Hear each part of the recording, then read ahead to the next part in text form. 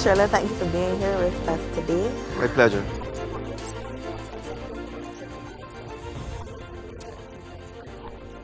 I joined the RSS on the 1st of February 2017, and it's been a very pleasant experience.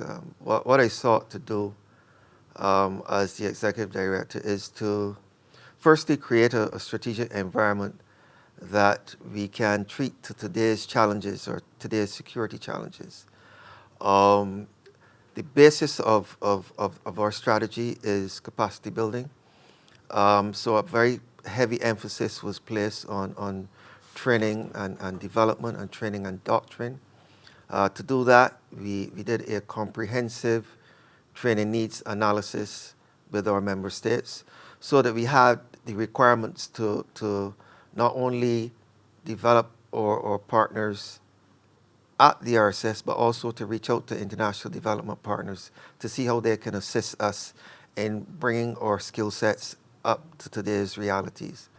Allied to that, we developed, in partnership with the United Kingdom government, the Asset Recovery Unit. We also then established a digital forensics lab, because the reality is that in today's environment, every criminal activity has a digital footprint. Along with the digital forensics lab, we also then developed the Regional Crime Observatory, so that we can analyze patterns of criminal activity and be able to have programmatic responses to that criminal activity based on the analysis of that data. So it really was to have a well laid out strategy to deal with the challenges that we're facing. Yes, we have drug trafficking. Yes, we have trafficking in arms. But there are patterns to that. So how do we analyze those patterns? Looking ahead, we see the potential for the RSS working with correctional facilities in order to reduce the rates of recidivism. Also looking ahead with the Asset Recovery Unit, one of the main objectives there is to take the proceeds out of crime, to take the money out of crime, and to then encourage our member states to use the proceeds of crime to fund our police forces, to fund our military forces. So it is essentially looking to put the regional security system on a different footing that would treat to the reality of today's issues. Also looking ahead, cybersecurity is a very clear and present challenge for not only all of our member states, but globally. And we need to develop that capacity to be able to advise our member states as to how to treat the cybersecurity issues. What is your vision for the future of the RSS, given everything that's happened, especially over the last 2 years?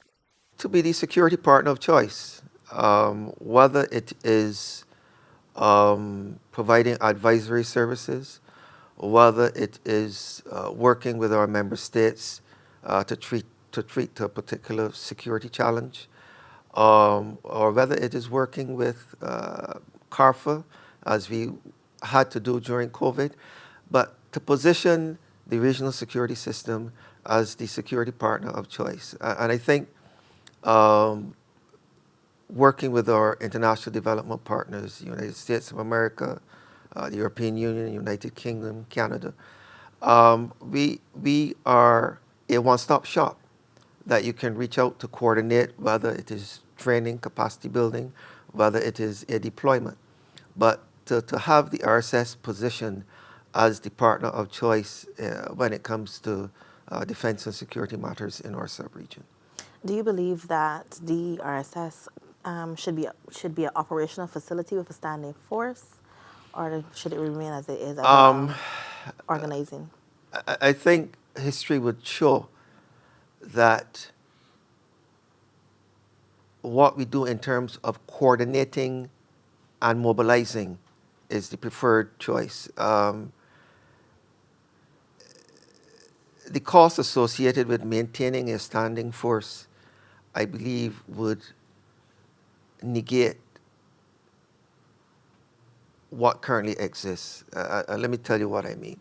We would have deployed in St. Lucia recently, The end of 2016, we would have deployed in St. Kitts and Nevis, as well as in 2017.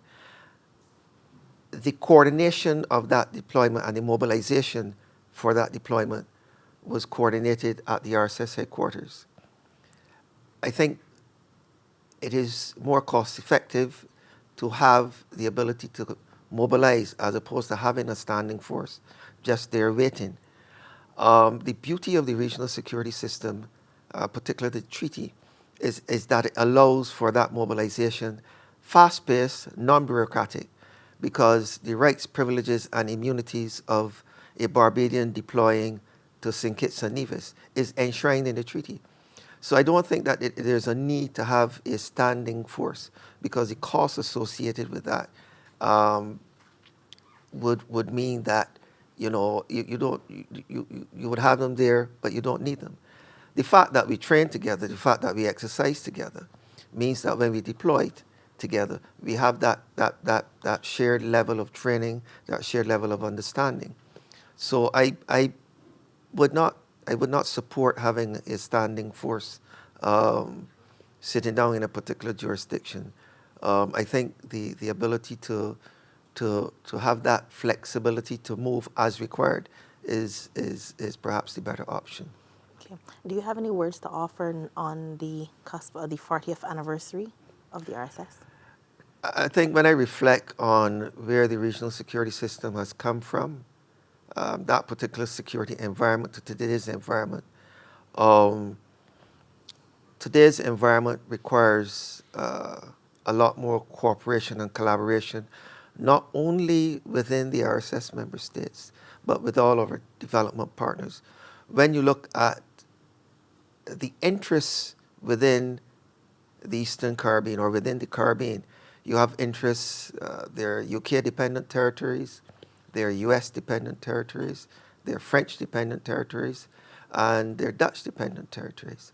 What that says to me is that there've got to be greater collaboration between United Kingdom, US, the Dutch, and the French, and the states within the Caribbean.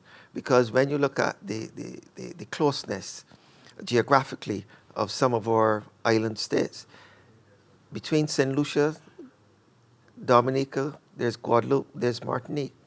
If you push further south, there's Aruba, Bonaire, Curacao. If you push further north, there's Saba, St. Eustatius.